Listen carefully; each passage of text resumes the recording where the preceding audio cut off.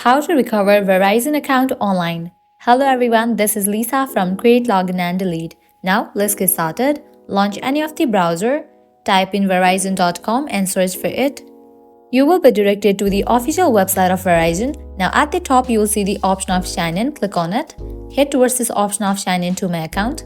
With that you will be directed to the login page. Now from here you can easily log into your account. In order to recover your account, you will see this option of forget user ID or password. Click on this option. After you click on this option, you will land to the next page where you have to enter your email address or mobile number that is linked with your account. Type in your email or phone number and then click on confirm. With that, you will receive code to reset your user ID or password. You have to type in that code and continue with the process.